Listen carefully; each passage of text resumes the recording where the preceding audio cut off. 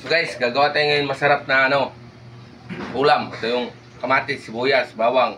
Ito yung hipon, patula, pitsay, mantika, asin, paminta. Lagay natin dito. Lagay na natin itong sibuyas natin.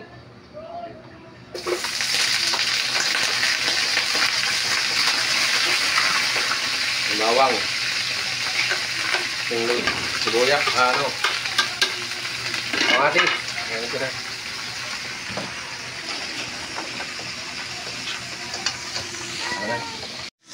Yan, lagyan natin ng hipon natin. Wala nang balat yan. Lalagyan natin asin. Minta.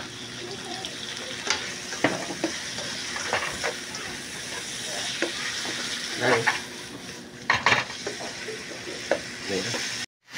So, lagyan na natin ng patula natin.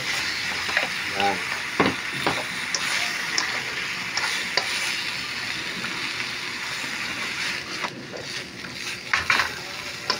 Lagyan na natin siya ang tubig. Ay, sarap ng natin, healthy. So guys, luto na tong patula natin. Nalagyan na natin tong shrimp cubes. Lagyan natin patis. Kasi umiiyak eh. Ilagay na natin yung pizza. Ay, itutok na ito doon sa kutin. Yan sobrang healthy yung natin Ang sarap niya Yan, charan.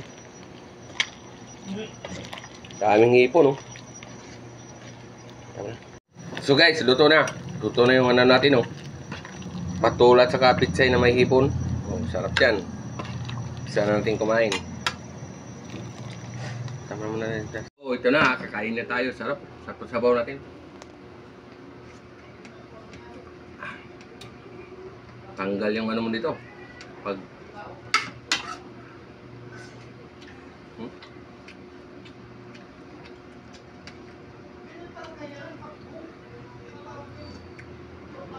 sarap ng sabaw.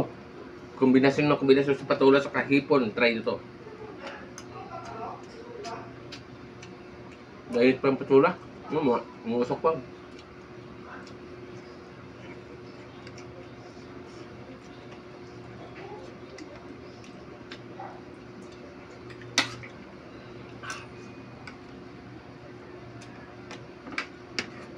Hipon.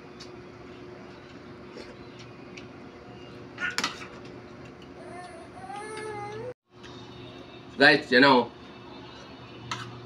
sarap ng sabaw natin.